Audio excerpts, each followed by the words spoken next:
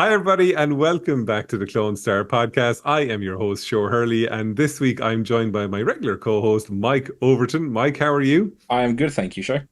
And this week, our guest is a self-described jack of all trades, master of none, a man who has traveled the globe in his youth and then during his career into so many Star Trek conventions, a man whose fate has been decreed by the Egyptians and indeed the pyramids. He loves ketchup and playing as a linebacker, but is not that much into soccer. Don't ask him about his Broadway debut or indeed who the real William Shakespeare is. He has met Dr. Sam Beckett in Quantum Leap, Duncan MacLeod in Highlander, and matched swords with the great Duncan Rhaegar on Zorro. To us, though, he will always be a changeling, a Hirogen, a Vulcan, a Drukmani, and of course, Chancellor and General of the Klingon Empire. Martok, we're delighted to be joined by the legendary J.G Hertzler. J.G, welcome to the show. So hold that up a small bit there for the camera. I've always, since age 9, I've always required a polka being played if I'm introduced anywhere. And of course, as polka musicians are wont to do, you can't shut them up. So I'm gonna have to turn off my damn phone. Mike, you'll have to edit in polka music to the very I will intro. edit some polka music in, don't you worry. Right. JG, I'm going to ask you a very easy question to start off with. Who embodies the Klingon spirit more, you or Robert O'Reilly? Well, it's you can't really have one with it's two sides of one coin. It's, Bob is the very dark and sardonic and somewhat very infrequently humorous side, and Martok is much more heroic. As Jimmy Stewart said, James Stewart, the actor. Yep. He's the Irish. Is Stewart? No, that's Scots too, isn't it? Stewart. Jimmy said, no, I'm sorry, it wasn't Jimmy Stewart. It was Henry Fonda. I have no idea what Fonda is, but Henry Fonda. This woman said he was interviewing him. She was interviewing him, and she said, well, I know you. I think you're a wonderful actor, and I just think it's really amazing that you can bring out those wonderful qualities in yourself to play the roles, all the heroes that you play, Mr. Fonda. And he said, now I can't remember if it's Jimmy Stewart or Henry Fonda, but whoever it was, I'll do Stewart. He said, well, I'm very pleased that you you like my work. But that's all a lie. I'm not smart, and I'm a son of a bitch. So, but which embodies the Klingon spirit more. We really embody different aspects of it, and Bob was there first. Bob was Gowron, is Gowron. I do bill myself. I have a hat somewhere that says it's a Klingon hat, and it has OLKC on it, the only living Klingon Chancellor, which I wear every time I visit Bob, just to remind him. But he really set the mold. I mean, there was Krug, but Christopher Lloyd, even though he was a wonderful Krug, he's Christopher Lloyd. He's forever the guy on Taxi, for me. Wonderful actor. He's got a new movie out right now. He does. That's right. Yeah. But I'd have to say we're two sides of the same coin. And together we're a full personality, but either one of us, if you take us alone, we have huge parts missing in our personality. And Yeah. JG, I've just finished reading your book, Confessions of a Klingon Linebacker. We'll come back to Star Trek obviously later on as well. I found the book incredibly engaging. If you haven't read it, please do seek it out. It's an I've read incredibly it. honest. Did you? Are you sure? Yeah. My Oh, you word. weren't talking to me. Oh, sorry. By the way, as I'm really prepared for this interview, do I have a book handy? No. Let me see if I can find one. I did message you several times saying I was in the process of reading your book at the time leading Oh, up to that's this. right. I don't read those things. Listen, talk amongst yourselves for a moment. Um, And he's right here. I have some. Oh, yes, here it is. This is very good. Very good. I have a whole box full of books. They're all mine, unfortunately. They can be yours. There it is. That's the book. I'm really quite proud of it. I'm proud of all those. These are all pictures of roles that I've roles you on had. stage and whatnot. That's here's Miss. I played Miss Prism in Importance of Being Earnest. She was huge. She was a huge Miss Prism. That's from. It looked like Buster Brown, but anyway, this down here is the handsomest I've ever been in any role. That guy at the bottom. Now, is he handsome or what? Huh? Gorgeous, fantastic, lovely photo. And I love that show. It was 1940s Radio Hour. I love 1940s big band music, and I've done that show three times. And I love the show. Yeah. I also, like, just as you mentioned the 1940s, I actually love your YouTube page as well, where you do the old-timey news ads for kind of newsreels as well. I love the voice. On there. Yeah. I looked it up. It's brilliant. It's really, really kind of, it's really fun. Like, well, that was I'm really doing a send-up of an announcer. Who is this? WW. It was, what's his name now? Just escaped my. But it was like Dateline Hollywood. I can't remember the. Who is it? You guys must know, even from across the pond. No, I can only pretty much guarantee we definitely probably wouldn't. All right. Actually, what we must do, JG, I'm going to ask you for this: is there any way we can get you to record an intro for this episode in that voiceover of the newsreel? Of course, I do have to write it down so I can. Yeah, I don't have to think about it. Yeah, that'd be awesome. So coming back to the book, then you've written the book for your daughter. Why was that the prompt for you to do it? What was the importance of writing the book for her, as opposed to say necessarily writing it for yourself? Yeah, I'm 73 now, and by the way, do you know the song where 73 men sailed into San Francisco Bay? 73 men sailed into San Francisco Bay. You don't know that song? No. Wait a second. Hang on a second. You actually say in your book you can sing. Now, that was a lovely singing voice I heard just there. So, well, anyway, I love the. I would have studied. I did study. I paid vocal teachers, singing teachers, opera teachers, thousands. I'd be a rich man if I had dropped this earlier. But I spent so much money wanting to sing. I have a voice that people seem to like in terms of speaking.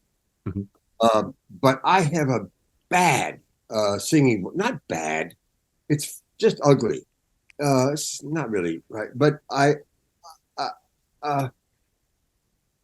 would have given anything to be able to. I took so much opera training. But what it did do was improve my breath completely. I mean, I have enormous quantities of breath.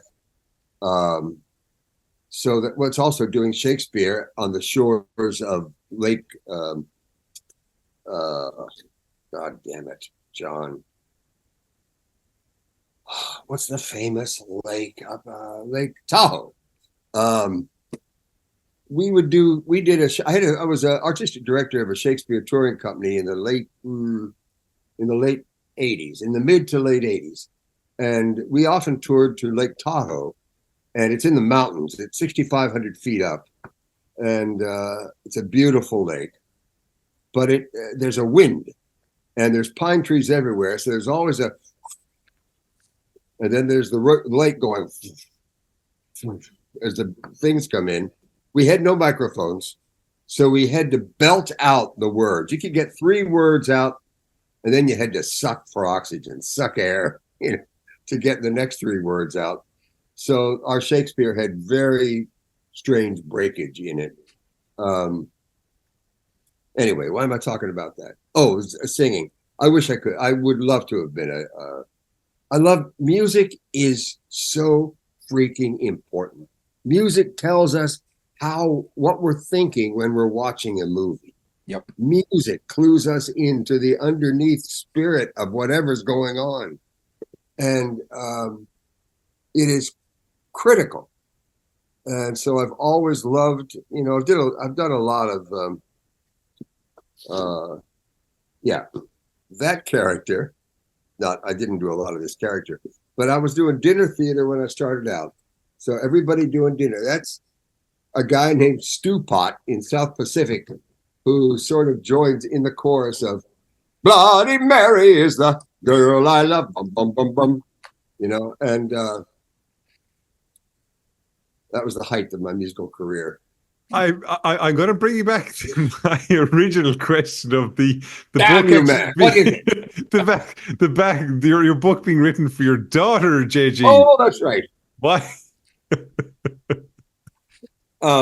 Poor Mike, you're going to have to do some amount of editing for this episode when we're finished. Yeah, look at that. Look at that. Not my coffee spring, but the name Clary's. Clary's is a restaurant. What's it say? 1903? What's that say? Yeah, 1903, yeah. That's in Savannah, Georgia, where I was born. Hmm. And Clary's, it's got to be Irish, isn't it? It's got to be an Irish name. Well, there was a Cleary's department store up in Dublin, which was pretty famous for decades. So it could be the same name. That could be then. But I was born in 1950. My daughter was born in 1999. That's 49 years later. Half a century later. By that time, the year she was born, my grandmother passed away. The next year, after about a year, my mother passed away. So I have one picture of my mother feeding a spoonful of green goo to, a 9-10-month-old daughter, Hannah. And that's the only picture I have of them together. So Hannah did not get a chance to know her grandparents at all. So I said, there must be a way to recount the stories about my life and the people involved in it before Hannah arrived here on Earth. And it's just like a backstory. Here's your backstory, Hannah, of your family, on my side anyway. Like one of the things you say early in the book, and it's something that really resonated with me, is you talked about the fact that you were ambitious, but you didn't necessarily have a kind of a plan as to where you were going with that ambition. Now, sometimes people will often say, well, if you are ambitious, you have to go in this line or that line or the other line. But with you, it seems to be kind of different. It was, I want to succeed, but I'm willing to try different things. And like throughout your entire life, you've had so many different jobs, like in almost one hilarious job followed by another hilarious job. How important is it for you to kind of say that, you don't have to have a plan and you can still be ambitious without a plan? Well, there's negative connotations for me to say ambitious. I don't really think of myself as ambitious. I wanted to do the best I could do, given what I have been given. I believe politicians and business people are ambitious. Ambitious like maybe an archaeologist is ambitious. I mean, how do you be ambitious as an archaeologist? you want to find an extraordinary hidden buried city, or something that the world hasn't known yet. But it's hard for me to answer that question. I never thought of myself. I don't. Maybe I did. If you could correct me if you can find that quote, but I had ambition, but I wasn't driven at all, ever. I've always drifted into where the current took me. I think I'd be a lot farther along in life in terms of paying for groceries tomorrow, if I had been ambitious to the point of being driven. But I am the worst marketer person, marketing the worst. There are probably 5 or 6, no, probably 50 or 60 things in my immediate circle here that prescribe activities that, if I pursued any of them with a drive, I could have been successful in them, financially, a little more successful, a lot more successful than I am.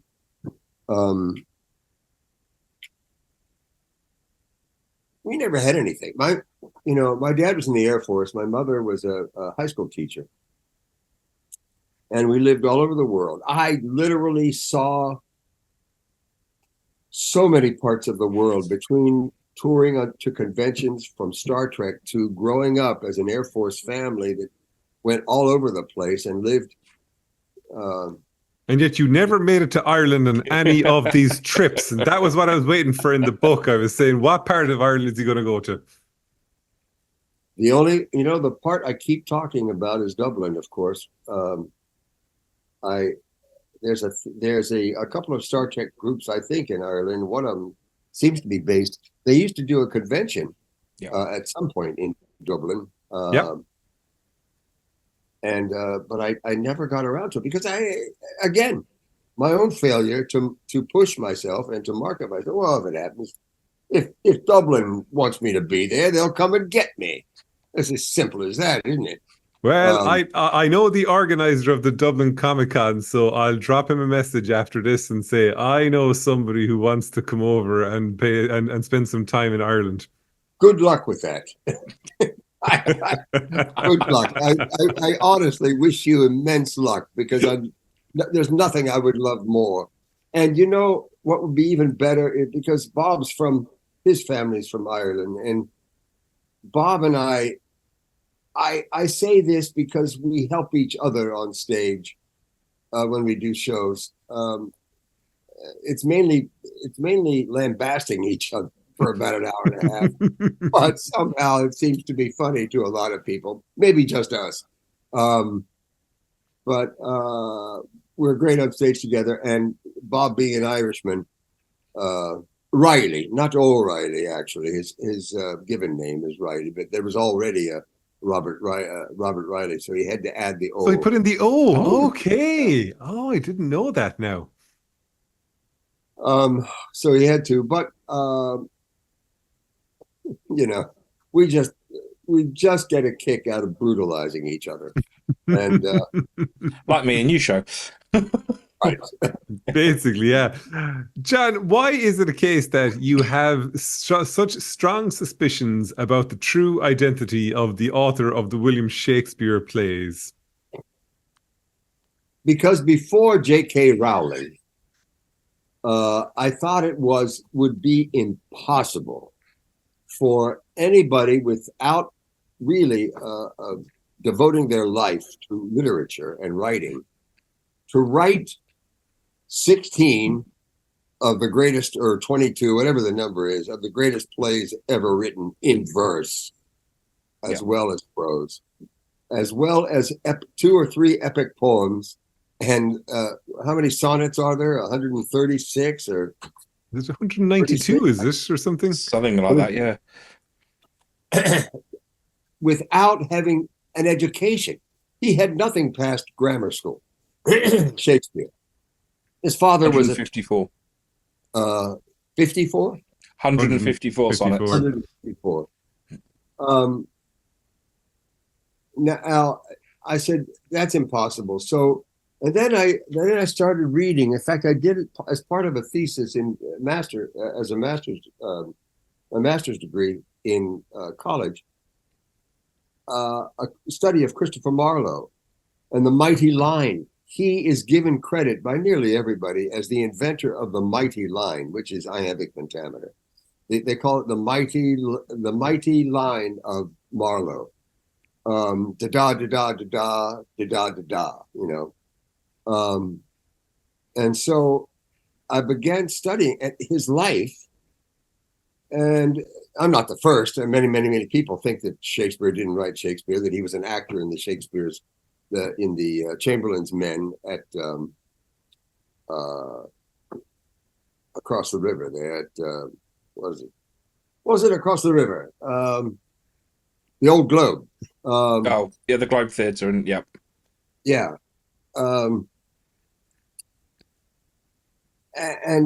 This has been a dispute, and it's still a dispute. Some attribute it to Francis Bacon, some, but he is boring. If you read Bacon, he's boring as hell. You know, Francis Bacon? No, I don't think so. I was going to say, which Bacon? Francis Bacon or Kevin Bacon? I mean, well, that would be something quite remarkable. Kevin. Oh, by the way, Kevin, do you know Kevin Bacon wrote Hamlet? Did you know that? That would be hilarious. Everyone knows that. But I found out because Marlowe was worked in the Queen's Secret Service and was part of the Privy Council, and was 23 years old, and went to I don't think it was Oxford, if Oxford was even around then. I think it was. He went to college with a study of literature, and he wrote, before he was 23, he wrote, had written 3 major plays: Faustus, Dr. Faustus, caught me, where the 3 big plays, I can't remember, not Christabel. Anyway, so I said, this is a man with the education, with the knowledge of the world, because he traveled all over the world as a spy for Queen Elizabeth I. He was in on all these courts that he refers to, and all these plays that are attributed to Shakespeare. You know, he's in Venice. He's in France. He knows all about France all the time. And Shakespeare never got anywhere. Shakespeare was born to a tanner's family in Stratford, I guess. Yep. Grew up there and got. Now, Marlowe was murdered in a bar in Deptford, England, in 1593. Oddly enough, the same year, Shakespeare's first play was produced at the theater in London. So I said, So Marlowe disappeared the first time Shakespeare had a play produced in London. JG, So, we need to do like a Discovery TV channel series with you investigating these theories specifically on the real origins of Shakespeare. It's a possibility. I'd love to do it, but that makes me think. In Ireland, I know that? Do you watch Outlander? I've seen it. Yeah. Yep. Oh, you've seen it, but you're not devoted watchers. No. Outlander. Well, they did a show called Men in Kilts. The 2 leads, I can't think of their names, but they toured around Scotland doing very Scottish things. And then I said they should go to Ireland. There's so many strangely Irish things that they could do over there and still be in kilts. But I don't know. What was I saying? What were you asking me? We were trying to work out the real origin of Shakespeare, but again, we're leaving that for your Discovery TV special that you're going to do at some point. What I want to talk to you about now is the Egyptians and pyramids and how that has played into the good luck that exists in your life.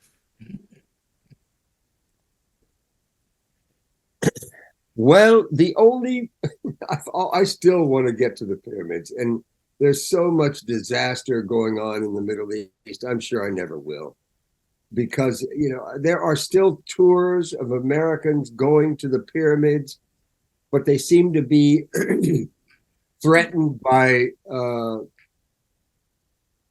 so many revolutionary groups all the time that it seems like it'll never happen. But like Napoleon was he had a driving need to see what the pyramids were all about. Nobody still knows what the pyramids are all about. It wasn't just a tomb. They're they are too astronomically oriented to be simply a bunch of tombs, a bunch of grave sites. So there's so much going on there. My chance of getting there is, I'd say, nil. But I did go to a lecture on pyramidology in New York when I first got to New York. I was staying at a fraternity house at Columbia, the university in the very north end of Manhattan, because I was a member of that fraternity in my own school, which is in Pennsylvania. And because of that, I called up the fraternity. I said, is it possible that I could rent a room there at the university during the summer when there's nobody in class? And they said, of course, brother. We did the magic signs back and forth to each other. A secret handshake and things like that. We have a secret handshake, yes, we do. We also have another thing going on with gestures to the head.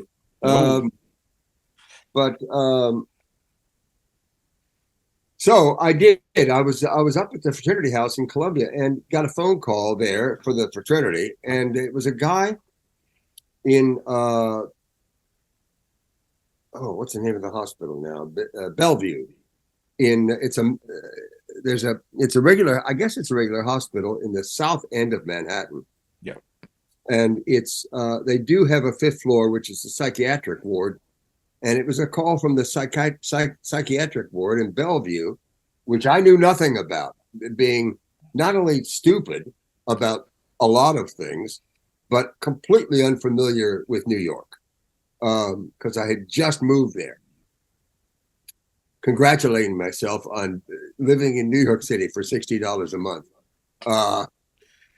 And that was something to behold. But a guy called and said, would it be possible for one of the brothers, in a strange little voice, he said, one of the brothers to come down and visit me, because I'm a member of Phi Gam, and I would love to be visited. So I said, sure. Not knowing anything about life at all. So I said, I'll come down. So I went. And I can't remember what his name is now. Jeez. Anyway, I went up to the fifth floor, realized it was a psychiatric ward, but ran away. No. Yeah, it was. That's right. It was Liam Neeson. I forgot about that. No, it wasn't.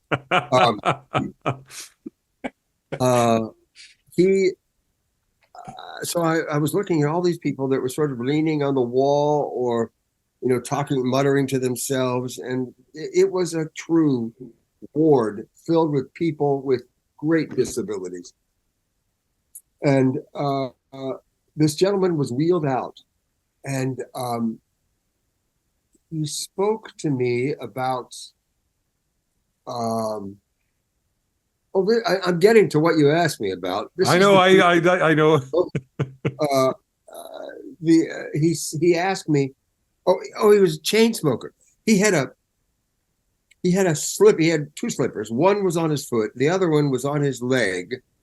and it was filled with like if it was a shoe, there was a rows of cigarettes down from the heel to the toe and on the inside, and he would keep that slipper shoe on his leg, and as soon as he would finish smoking the one cigarette, he'd have another, the definition of chain smoking, and like the other with the one that he's done. And because of his conversation, I knew almost immediately, maybe an hour or two later, that he was insane. But he said, yes, could you look up a book that I wrote with Bennett Cerf? It's called All That Glitters. And I think I have royalties coming from that book. I said, I'll be happy to. I'll investigate. Bennett Cerf is a popular humorist in writing. And anyway, so I knew who that was, but I never heard of this guy. Just a minute.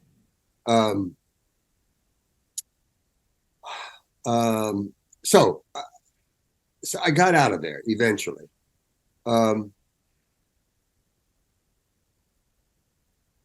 He described, he said, do you know Raymond Thomas? He's on the first floor. I said, no, I don't know. He said, well, yes, he has a shocking red hair and a rather tubercular chest. I remember I've never heard anybody described that way with a tubercular chest. I said, no, I didn't see him. He said, well, stop and see if you can see him on the way out, and perhaps I can get another pack of cigarettes. I said, I will. But walking on the way home, okay, after this, can I take a break? Yes, of course. Yeah, of course you can. Because my doggy really has to go out. I can hear. I knew it was a dog or a cat or something that I could hear. Nobody else. Yeah, there's nobody else to take her out. Oh, that's fine. Anyway, on the way home, I stopped at there was a there used to be crystal stores around. Yeah. And this one had special lecture today on pyramidology. And I said, I walked by, and then I walked back. I said, pyramidology. So I went in and I listened to the lecture. It was about 2 hours. And I immediately erected a pyramid-like structure over my bed. It said to do this with broomsticks or whatever. Taped a pyramid point up there and built it over the bed pyramid. So you're sleeping within a pyramid for the effect of pyramid magic to happen. And so the next day, I believe, or at least that week, I was in line for an audition for Robert Bridegroom. It's a Broadway show. Barry Bostwick did the lead. Anyway, I was auditioning. I auditioned for it. I had to audition with a song. And because I had so much music in my background, but it was all like half-assed. And so I sang a song. Not That's Life, but it was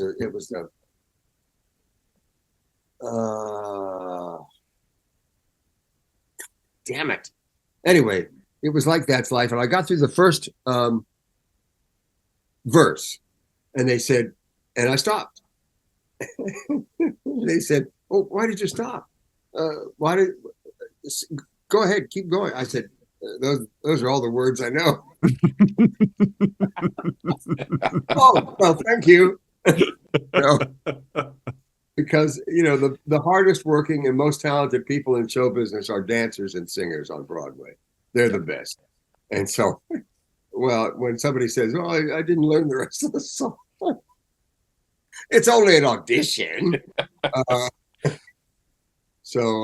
Anyway, but in line for that audition, I get a tap on my shoulder from behind, and there's a girl there, and a lady, and she says, out of the blue, Yeah, you're not by any chance looking for an apartment, are you? I said, yes, I am. So I moved in. She said, well, I'm leaving. I'm moving into Manhattan Plaza. My apartment's available. It will be available. It's very inexpensive. It's $100 a month. And I need somebody to take over the sublet.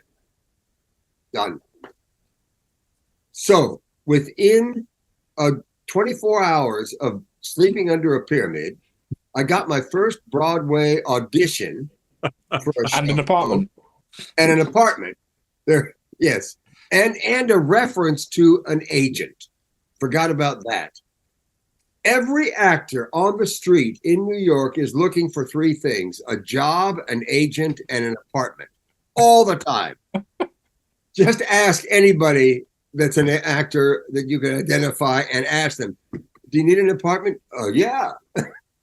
Anyway. Hang on a second. One question there. We're going to jump forward a few years. What happened when you set foot in San Francisco then as well, and you were looking for somewhere to stay? Tell us now about getting an apartment in San Francisco, when you arrived. And then we're going to discuss ketchup. Love ketchup. I know you love ketchup. Is it weird that I hate ketchup?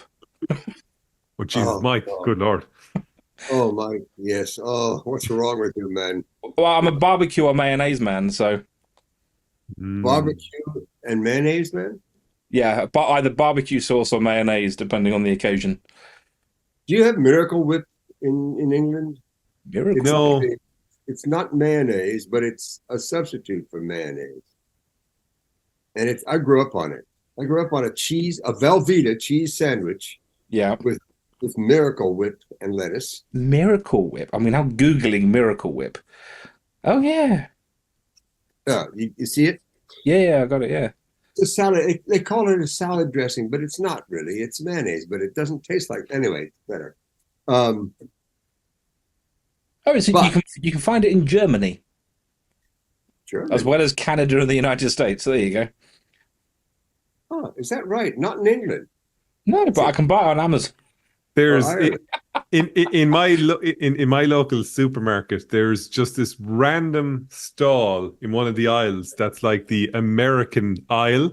The American stuff is there, right there, and you'll be looking at like the sugar content and all of them, going, "Oh my god!" Yeah, but it's not what I would call the cool things from America. It's the very generic things. It's Twinkies. It's Lucky Charms. It's massive.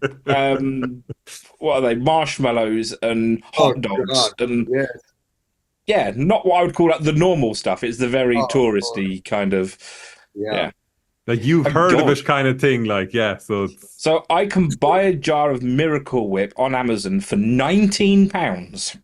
20, was that like $22? $24, yeah. Oh, $24. Oh my Lord. JG, you'll have to buy one for me and Mike and then post it over to us. I'll pick it up when I'm in Vegas. Oh, that's better because it would cost about $30 to put it in a box. I'm coming to Vegas in August, so I'll pick up a jar when I'm in Vegas. I might be there. I might be there. I don't know yet. If you are, let me know because I would love to take you out for a drink. No, Mike, he's coming to Dublin, and I'm going to take him around Ireland, and I'm going to take him out of that awful city that is Dublin. Let's not pick it about where I'm speaking. There's plenty of booze for everyone. I'll bring a couple of barrels of blood wine. It'll be fine. That's right, blood wine. Have you ever tasted any blood wine? What? Hang on, no, hang on. Don't ask that because we're actually going to ask that later in the podcast because I want to know what the hell is in the blood in your drink. Now, JG, you have to tell us. Apartment, San Francisco. How did you get it? Right. Well, I got based on my performance it wasn't on Broadway, but Broadway adjacent. The theater was on Broadway. It was the Circle in the Square, which is really highly respected repertory theater on Broadway in New York City. And I was in a show there called The Bacchae by, I think it was Aristophanes. Was it Aristophanes? Probably not. He wrote those comedies all the time. Who wrote the Bacchae? Seneca? No, I've forgotten. That should be easy to look up. Some Greek guy 3,000 years ago. Anyway, I did the Bacchae. It was horrible. I was horrible. Everybody in it was horrible because the director was horrible. Yeah, that's Michael Kakianis. I shall give you his name because he's gone now, I'm sure. But his claim to fame was that he had directed the film Zorba the Greek. Oh yeah, I've heard of that. Yeah, and he was. He brought Irene Papa. You don't know Irene Pappas. We knew her as an actor here in the U.S. And it's so many years ago. The Guns of Navarone. You remember the Guns of Navarone? That movie. Yep. That was Irene Pappas. Was the female resistance fighter that was helping the Americans and the British, I guess. Get into that cave in the Guns of Navarone. I loved that movie as a kid. You know, it was incredible. But and there I was. She was cast as my mother in the Bacchae, and she's still with us. She is a brilliant actor. I mean, brilliant and powerful performances. But even she got bad reviews because of her friend Michael Kakianis, who basically is incapable of talking to actors. I remember he would stand there with one hand, a jar of feta cheese in this hand and a cigarette in this hand, and he'd be saying, well, don't try to understand what you're saying. Just say it and feel for an understanding as you speak. And that should get you. It was awful, and I was lost. I was lost. I said, well, this is going to kill me. This is my Broadway debut, and I will say that even though I spit my fake tooth out during the audition a few months earlier, he still cast me as Pentheus, which is a major role in this play. Anyway, what a life in the business. Anyway, actually, that's something that comes across in the book quite a lot, is that a lot of books you'd often read, it'd be somebody say, I did this in college, which gave me that role, and I met this person. Basically, it's a continuous upward trajectory. But I loved in your book, it'd be, I was doing this, I gave that a go, that fucking failed, and then I had to pick myself back up. I picked up something else. This was going well. That fucking fell apart there again. I had to pick myself. So every time I turned the page, I was there going, I have no idea which way the story's going to go, because it could be either brilliant or an absolute fucking disaster. That was the wonder of the book. Oh, I think that's good. So anyway, because of that show, the artistic director of because of that show, and because of I did a production of the Scottish play in Minnesota, great theater that was called the Guthrie, named after the great Scots director, I think, Tyrone Guthrie. I was asked to come out I got a phone call after I had gotten awful reviews in New York for this show. About a week later, I got a call from San Francisco, great theater there called American Conservatory Theater, ACT. It's one of the leading theaters in this country. It's a repertory theater where they have conservatory as well as a union company of about 50 people, which is huge for this country. It's not that anymore. It all changed after I left. But the guy who ran it passed away. Anyway, Bill Ball called me on my house phone and said, Hello, John. This is William Ball. I'm calling because I'm interested in bringing you out here to San Francisco to ACT to do a few leading roles in the next season. And I said, yeah, Bill Ball. Yeah, right. I don't think so. Who is this? And he said, no, it really is William Ball. And so I said, he said, I'd like you to do the part of Crichton in The Admirable Crichton. I'd like you to do Richard in Richard the Second. I'd like you to do the lead in Happy Landings, and I'd like you to do something else. Oh, it's Flea in Your Ear by Sardou, I think. It wasn't Moliere, it was Sardou, I think. Anyway, he said, would you come? This starts in a month. Would you like to join us? And I said, let me think about it. Yes. Let me get out of New York. They hate me here. So I went. That's when I went to San Francisco, and I didn't know anybody. I didn't know the town. I didn't know the theater. I didn't know anything about anything, and that describes. That could be the subtitle for my book. I don't know anything about anything. That's your next book, is it? Yeah, it might be. And so I had to look for an apartment, and it was different than New York because San Francisco actually had apartments available for people, and there would be a sign, apartment for rent or one bedroom for rent or something like that. So you walk around town looking for appropriate places. I looked at a few, and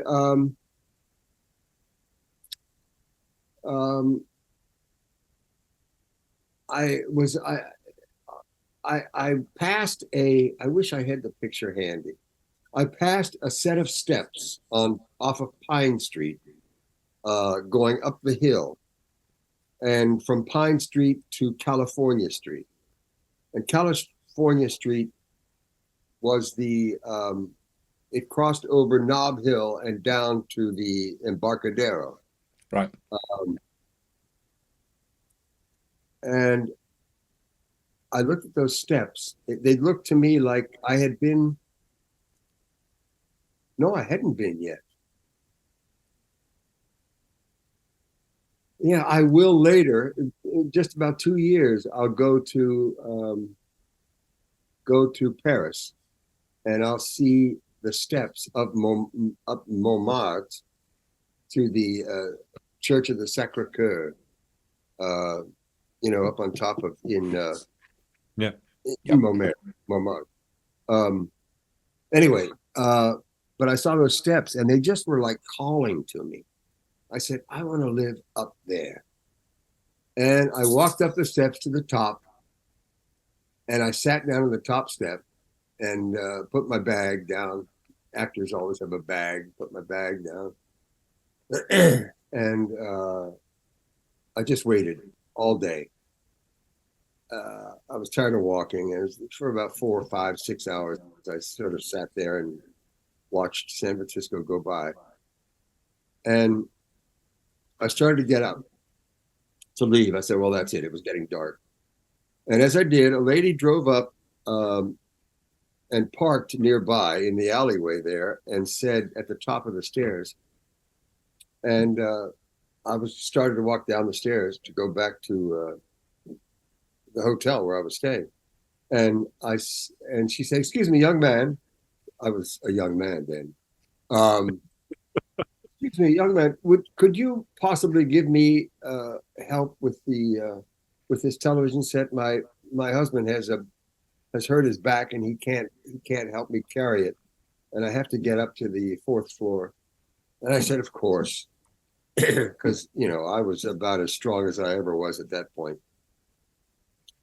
And I figured I could help anybody do anything. And so I helped her.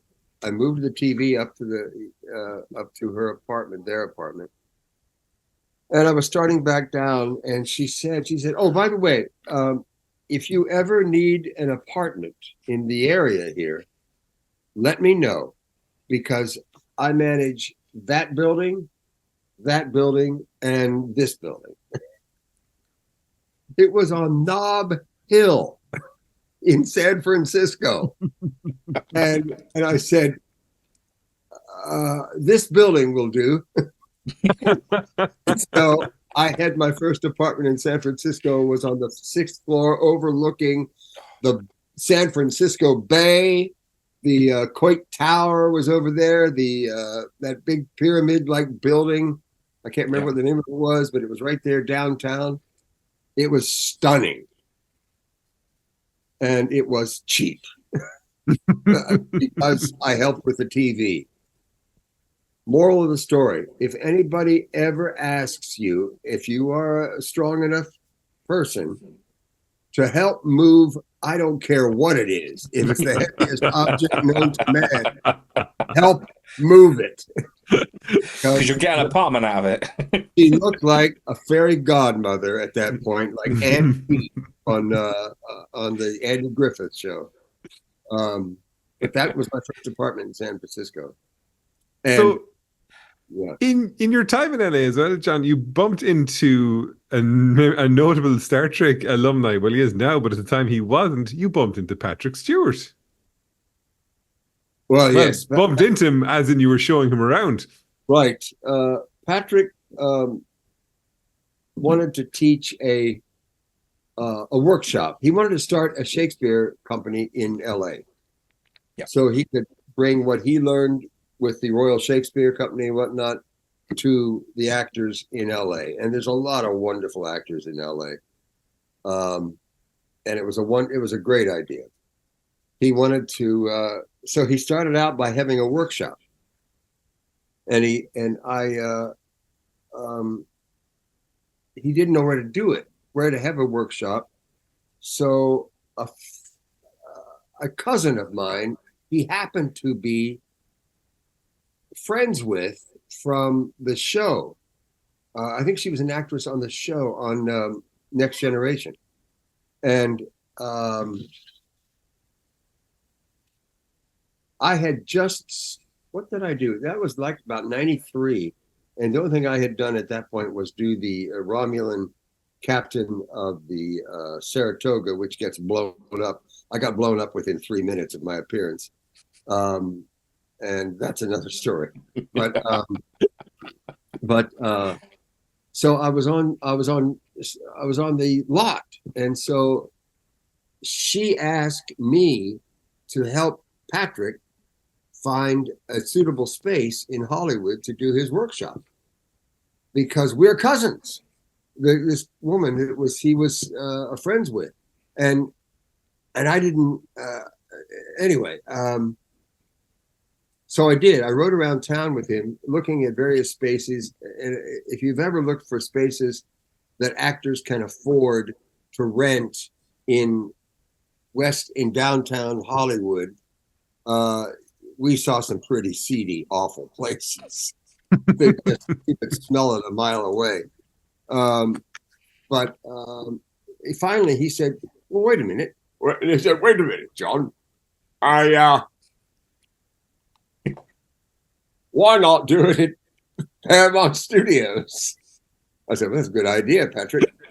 Yes, I thought it would. So he got permission to do his workshop at, well, it was Patrick Stewart. I mean,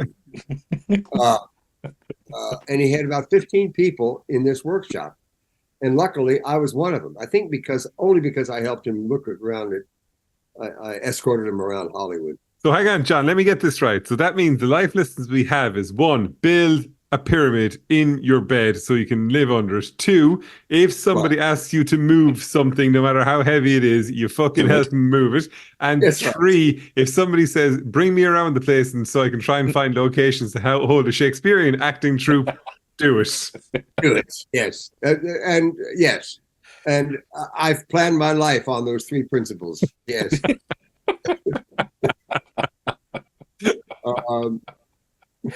Principle. So Yeah, and that was, in fact, during that, they had some wonderful actors in that show. And at one point, Patrick said, he was telling us something that something about the Scottish play, which remains. You're not supposed to say the title of Macbeth because. Yeah. Oh, you said it, John. Oh no! Why did you say it? Curse. Well, there's an antidote. Angels and ministers of grace defend us. Yes. Yes. So I always say that afterwards because anyway. So Patrick said it, the Scottish play. He said, and Macbeth this, Macbeth, I quoted a line. I said, Patrick, you can't do it. You realize what you just did? He said, what? I said, you quoted the Scottish play. And he goes, oh, bollocks that. And I said, okay, well, I'll go outside. I will turn around 3 times, spit over my left shoulder, knock Hail Mary. Yeah, and as a proxy for you. So I did, and he did, and all went well. But as with everything else in my life, I just let that relationship drift apart. I never, I never. I think I could have stuck with him for a while had I thought about it, but I don't think about anything. A Thoughtless Life. That might be another title. For the sequel of the book we have upcoming. Yes. Or Thoughtless Life. JG, as well, like obviously we talk a lot about the acting, but you're also a prolific director as well, and you've done so much directing. And I know that you say that you find you have more creativity and creative freedom as a director than you do as an actor. What, say, freedom do you enjoy in being a director? Well, one of the things I'm very proud of several things that I've directed. I'm proud of almost nothing that I've ever acted in. Martok is probably the difference because I got to work on it for 4 years. And they say in an actor's life, there's maybe 1 to 4 roles that he or she will ever do that joins so completely with their personality that you are no longer even acting. You just are. You are that character. And so I think Martok was that for me. A few other things I've done, but Martok was, I loved Martok.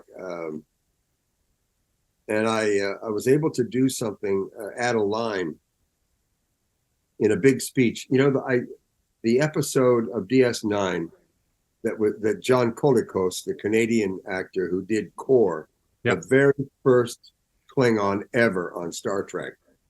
That was John Colicos.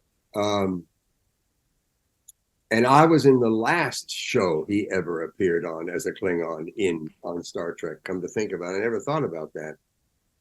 But Once More Into the Breach, again, a quote from Shakespeare. That was the name of the episode. And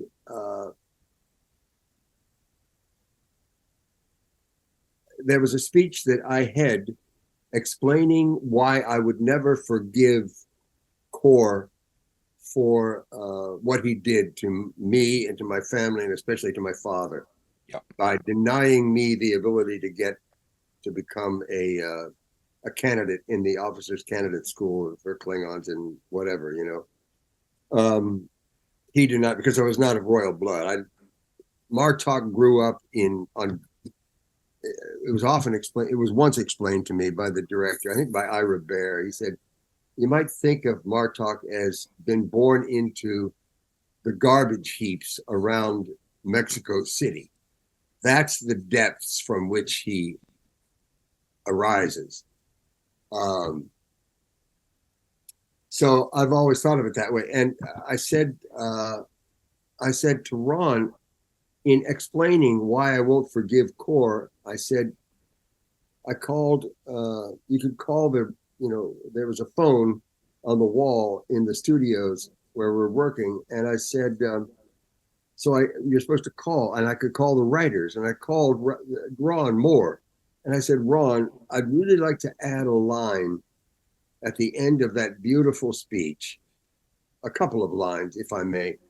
And he said, well, what are you thinking about adding? And I explained to them, I said, well, the speech is about, I will never forgive him because he denied me the one thing that my father had wished for me, for his son. And Core denied him that only wish. And for me, John, I said, my dad died fairly young. He didn't see me do anything in theater, film, nothing. I hadn't even begun to even think about being an actor.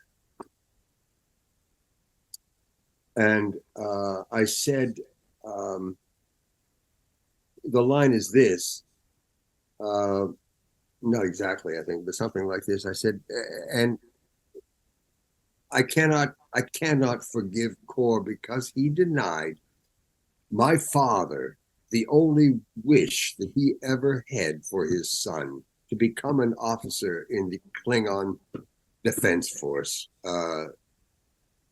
And for me, it was like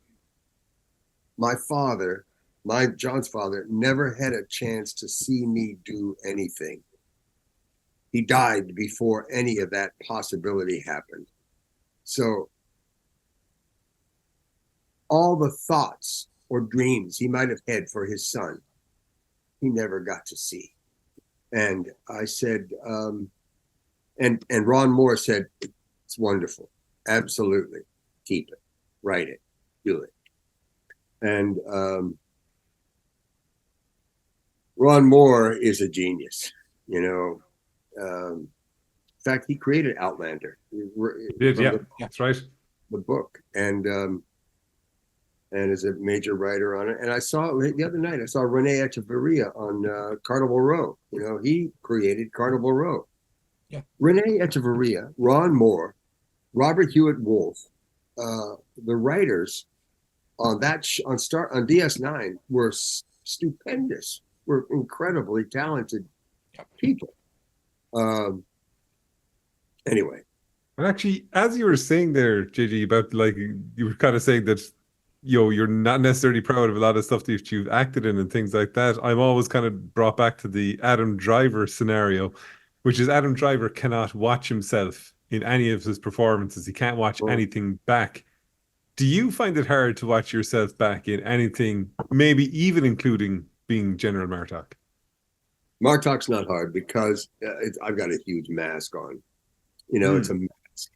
And I don't believe my face with anything.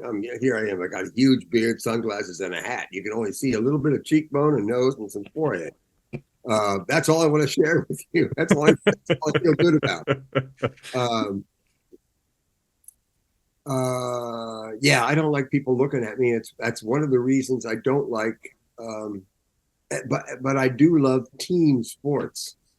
So I don't want to be out there leading the pack. I want to be the pack.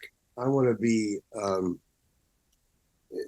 to me, theater and sports, theater and football are the same in this way. It's a bunch of people that come together to struggle like the devil to do something extraordinary, nothing of which could they do alone. It takes the whole group. It takes the team. It takes the family. And I've often talked about all the theater experiences I've had are families that I've been blessed to work with over the last 25 years. And I just consider myself very lucky, very lucky. And JG, you mentioned a few minutes ago about being, obviously, your start was as the Vulcan captain of the Saratoga and DS9. But can you tell us about your audition for Martok, and most importantly, how many chairs were injured in that process? The chair count was very high.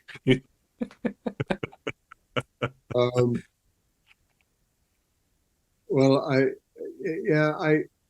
when I was already in a foul mood. That was a foul mood. I mean, I'm kind of moody, and I was in a foul mood, and I got offered the audition by the casting director, Ron Sermon, and was walking by. I was sitting underneath some stairs after blowing another audition. It was just awful. Actually, sorry, I've interrupted you for a second. When I read that section of your book where you said you had gone to an audition and you just basically had sat under some stairs, and I thought it was the most unique mental image I ever had in my entire life of you just sitting there randomly, and Ron walks past and he's there going, "Hey, come on upstairs to us all together." That's the way it was. That's absolutely true. He goes, he knew me because I'd already done 4 years earlier the Vulcan captain, so he knew who I was, and I auditioned after that.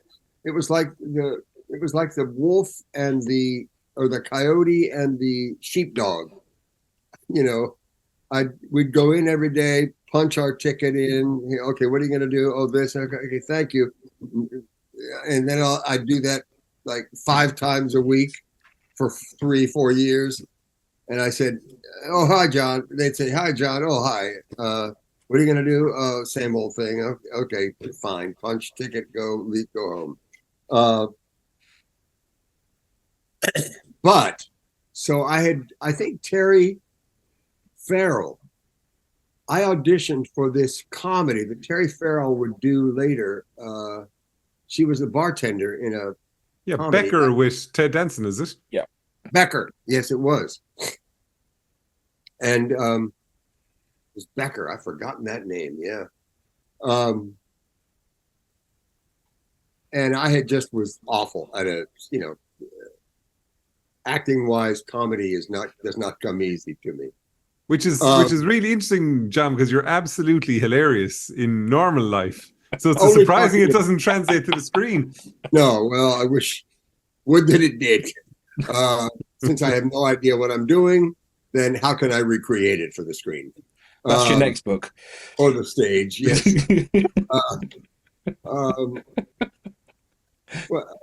Anyway, so I was stewing. Literally, there was a step unit that went up to the second floor of these old studio buildings, and underneath was just like a bunch of garbage piling up, boxes and crap and actors. And so there I was sitting on a box, pissed off, was too angry to drive. And Ron Sermon walks by and says, "Oh, hello, John." And I go, "Yeah." He said, "Hey, you might be just right for this role. You want to take a look at it?" I said, "What is it?" He said, "It's a Klingon." I said, "Oh, great." So it's just grunting and swearing and, whatever, angry. And he said, "Well, why don't you take a look at it and come on up when you get a chance to read the part." So I did. I went in there. But, before I did, I said, I'm not going to be what they expect. I'm not going to be your angry, vitriolic, insufferable, overbearing, volatile Klingon. I'm not going to do that. I'm going to be sneaky. I'm going to be Hamlet. Hamlet considering to be or not to be. That is the question. Whether it is nobler in the mind to suffer the slings and arrows of outrageous fortune. So I did it that way. And it said, "Oh, thank you. John, do you know what a Klingon is?" And I said, "Let me guess. You want an angry, insufferable, intolerable, vitriolic, spitting, hating being." And they said, "Yes." So that's what I did. But before I started, I picked up a chair that was in front of me. It was something where I had been Hamlet, contemplating life and death. I picked up the chair and I tossed it into the wall. Notice that he said into the wall, not at the wall. Yeah. He put that chair right into the wall. To the wall. Because these are old walls. These are old studio buildings. They're not drywall. They're plaster and lathe, you know? So the sharp pointy legs on this chair, this folding chair, stuck into the wall between two pieces of wood that were underneath the plaster, and it stuck there. And I ripped off part of my thumbnail when I tossed it, so I was bleeding, and didn't know it. But I was also, the anger was roaring in my head that I was made to do this embarrassing thing. And I finished, and I was gesturing, saying, do not tempt me, Worf. Do not, I was spraying blood on the ceiling, the floor, and I finished. And they said, somebody way in the back said, thank you. And I walked out and apologized later that day profusely to my agent for getting angry at an audition and said, throwing a chair at a wall. Yeah, you got the role. I said, what? He said, yeah. So anyway, that's how Martok was born. I would love to see Martok holding a Klingon skull doing Hamlet. Well, in Picard, there is a skull Martok with a hole through your head. Yeah, Martok's skull is on his display of Klingon, victories. I said, when did that happen? First of all, you know how big Picard is. He's a little tiny guy. Anyway. So when you look back on your time as Martok, and obviously we spoke about it, but in the context of the episode with Core in it, and things like that, what kind of man, well, say Klingon, is Martok to you?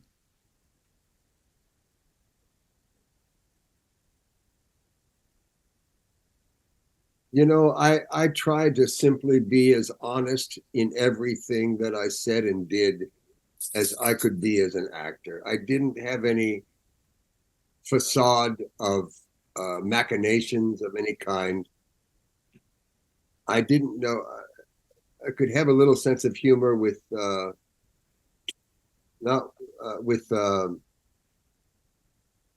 Cisco, but mainly I would get pissed off in meetings, where somebody kept saying something. I said, I know.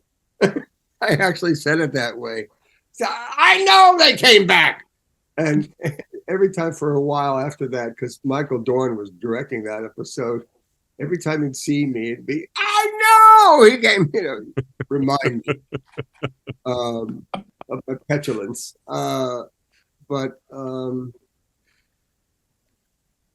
I believed wholeheartedly, even as a villain, whenever you play a villain, you cannot, at least in my mind, you cannot possibly play him with villainy or with knowing that I'm going to screw these people. You play him with the biggest set of honesty and strength as you can. And you'll know him through his actions, So I don't know how to answer that, except that I believed totally in Martok's, what's it called? Character. What's the word I'm looking for? What makes up a man? Not personality, but charisma. No, not charisma. The underpinning, his ethic. Ethics. Yeah, or as you said earlier, ethos. And try to be loyal to that as much as I possibly could. And what were the rest of the DS9 cast like to work with? Like, how kind of welcoming were they to? Like, who did you get on with best? Obviously, Bob, you get on with Michael because you probably would have spent a lot of time with them. What about the rest of the cast?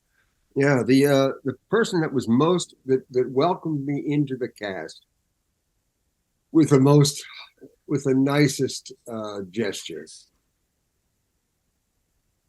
was Nana. I came in. I had to prove to the assembled regulars in the show. My first episode, which turned out to be a fake Martok, but yeah, I had to prove that I was really Martok by cutting a slice through my palm and watch it bleed. And there was a huge knife, and it had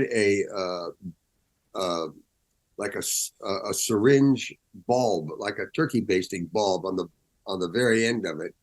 And as you pull the knife across, we're supposed to squeeze that bulb and send the blood out of the tip of the tiny hole of the knife as it went across my palm. And I did it, and it didn't work. Cut. Let's try it again. Reset the knife. Try to do it again. Cut. What's the problem? Let's do it again. I tried it again. Cut. Okay, we're gonna do it one more time. Make it work. Make it work. Come on. And being a new actor, I mean, like all the guys are standing around saying, "Geez, how did they get this asshole?" You know, can't even squeeze a rubber tube. And so I said, "Oh, I'm gonna squeeze this mother," you know. And I went, ah! And the thing shot off the end of the knife, and the bulb went across the set. and the camera people,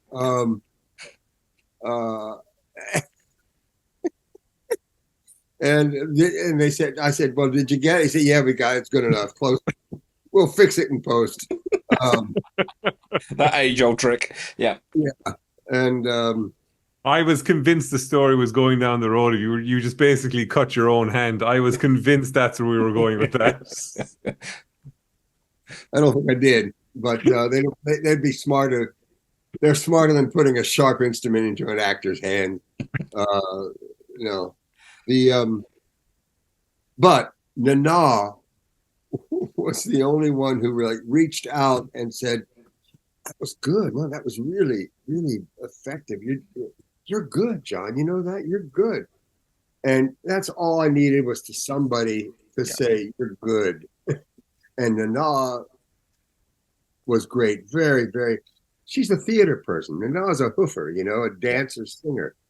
So I find that the people that have paid their dues on little stages for no money, for nothing, for years, are the most ingenuous and generous people on a movie set or a TV set. They know the struggle that people have gone through to get to that point. Yeah. They know what it's like being the kind of the little person, as it were. Absolutely. Yeah. Plus, the dancers and singers are the hardest people working in show business, I think. But the other thing was Sid, and they were together for a long time. But Sid, I got such a hoot out of him because when Worf was being married, we're all sitting there, we're all standing, looking up at the stage where Worf and Terry are taking their vows. My beloved Sorella giving them the vows, and Sid the whole time was saying, well, they would, if there'd be a pause, he'd say, he'd go to my ear and now. I said, "No, not now." And about 5 seconds later, he'd be, "Now." I said, "Now, no, I'll clue you." They keep talking. "Now?" I said, "Yes." He leapt up onto the stage and started whacking the hell out of Michael with these cudgels, because that's what he could not wait to do, was beat the shit out of Michael Dorn with these cudgels. And that's what the Klingon way. Because in the episode, it just shows Bashir and O'Brien kind of running off, and then it kind of fades to black, but you can hear the sound in the background. All those things hitting the thuds people. Of him being whacked. Yeah. Oh, that's too bad, because they really did. They actually really did it. They had cudgels that were not hard, but they made sounds. They looked hard. They didn't bend, but they made great sounds as they contacted the body at high speeds. You can't, Michael, I have to ask this question because obviously I'm an Irish person. What was Colin Meaney like to be around? I didn't have that much to do with Colin, but the one thing I do remember was he and Rene Aubergenois, God bless him. Yeah. It was an episode that there's everybody, Colin and Rene and Avery had all been translated into Klingons. Yes. And they were in Klingon gear, and they were in jail for some reason. I can't remember why. Yep. But I was on the outside, and I had this intense scene through the bars with Avery. Yep. And I had a long speech about why things had to be this way and blah, blah, blah. Semi-sensitive, even for a Klingon. And meanwhile, in the background, I'd say about 30 feet or 20 to 30 feet back in the background were Colin and Rene, who were like 5-year-olds. They were like, we're going to be Klingons. We're Klingons. Look out for us. We have all kinds of, we are so strong and so angry. They were jumping around. And finally, Avery turns, because they were behind him. And I had to look past him to them doing this while keeping this scene going. And he turns around finally and he says, gentlemen, there is a man working up here. And it's like they suddenly stopped, frozen, stared at Avery, and they were like, and Colin especially was like frozen. He didn't move for the rest of the scene. It's great. Rene Aubergenois and Colin Meaney reprimanded by the captain. And do you still stay in touch with Bob O'Reilly at this point, JG? Oh, all the time, yeah, on a daily basis. We have to put some shows together for some things we want to do together. And a whole month has gone by where I was supposedly working on something, but I haven't lifted a finger yet. We have a lot of time, but yeah. If he ever wants to come on the show here with you again at any point, we'd be more than delighted to have you both on at some point together. Oh, absolutely. If he goes on, I really have to come on with him, because I have to save him from his own stupidity so often, and he knows that. And if he forgets it, I remind him all the time. Like a true friend you are. I'll talk to him. Yeah, absolutely. And JD, as we're coming to the end, I'm just curious. One thing with the book, and you talked about the book being like a memoir, a confessional. What do you think you learned about yourself in the process of writing the book? Well, one of the things I did was learn that I really don't understand why I have never wanted anything so hard. I never. We had as I said, my family was a military family. We didn't have anything. We always lived in rentals, and I had 2 older sisters. We lived in the house that we eventually bought outside of Washington, D.C. was formerly a poodle grooming house. And it was a garbage. It was mess. It was a mess. And my dad he'd work all day on base at Andrews Air Force Base, and then he'd come and work all night on the house to get it ready for us to move into. And I believe that completely wore him down to the point of being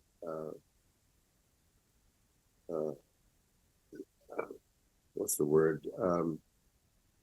Being able to, his body was weak, so he contracted the, he passed on from a very strange disease called scleroderma and Raynaud's phenomenon, a combined thing. And it's very painful, and it took him away. But he spent his last years of being physically strong to get that house ready for us to move into. And I never thought about it as much of anything. I never thought about it as, it was always just home, because we lived there longer than any place we'd ever been in my lifetime. And I went to my 50th reunion, high school reunion. And it was back in Oxon Hill, Maryland, which is where the national, what's that, riverfront? What is that thing called? I can't remember. There's a big entertainment hotel complex that's been built on the shores of the Potomac River, right near us. But it wasn't. We didn't consider it near us when we lived there. But I went to the reunion there of 50 years of people that I knew 50 years ago in high school. And one of the women said, "Oh, do you still own that old house on Temple Hills Road?" It was such a. I said, "Yeah." She said, "It was such a dump, wasn't it?" And I honestly never considered it less than home. And I didn't get mad at her, but it just suddenly my perspective on my earlier life moved from here over to here, looking at me. And I said, wow. And I've said it before, we never had much of anything, but I never, and I'm sure many people feel this way, I never wanted for anything. I didn't have to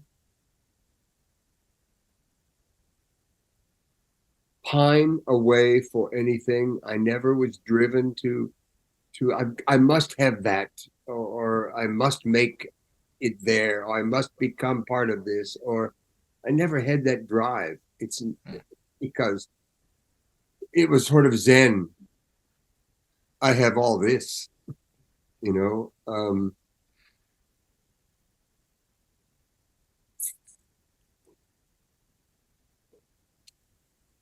anyway, that's it was an interesting change of perspective. But so I was never driven to be dissatisfied with what I had. I just had enough. Mike, I'll leave the final question to you. I feel privileged to do this one. It's a really easy question. It won't take any thought whatsoever. Please don't kill me if it's the wrong way around. Anyway, J.G Hertzler, what does Star Trek mean to you? Oh, exactly what it's why Confessions of a Klingon Linebacker. There are two things mentioned here, Klingon and linebacker. These are the two things that changed my life.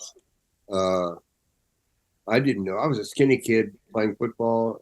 I didn't have any business playing football until I gained weight, and then I was pretty good. But it changed my life. And if I had been playing as a football player, I think in a slightly different time, because that was my high school graduation was in '68, and it was in those years, and my college was in 72. Those years, the Tet Offensive in Vietnam started in 68. Yep. Nixon, and the hideous things that began in the Nixon administration were in 72, 71, 72. The Watergate, the world was filled with awful stuff happening. And I said, I looked up into the stands one time when I was playing for Bucknell, and I said, what the hell am I doing with my life? You know, practicing this, spending 9 to 10 hours a day, getting ready, snowing. No, getting ready to fight, really, on a football field. And I said, what am I doing? There must be something more important that I should be doing with my life than this. And that's when I quit football as a senior. And my defensive line coach was very, very upset because he said, you know, John, you were going to be little All-American. You were up for lots of things because I wasn't bad. And but it didn't matter to me anymore. And I said, there's something I should be doing. And I think I'm still looking for it. But anyway, yeah, football, and then the fact that I've traveled the world in the last 22 to 23, 4 years, meeting literally millions of people who love Star Trek. And it changed my life. And the people that worked on Star Trek for the 50 years, and they're still working on it, will tell you the makeup people. And the Michael Westmore said to Bob, I think, O'Reilly, he said, now you know that this will change your life because you're part of this forever. And what other show has been going on for 57, 58 years? The you know, the what's it called? The family of series that goes on for 57 years. No, I don't think anything. And so it's an incredible family that's expanded around the world that I'm a part of. And so that's what I wrote about. That's awesome. That's why I call it, that's why, well, Klingon also, people, who doesn't like Klingons? I mean, exactly. Besides Romulans, of course. Yeah. Yes.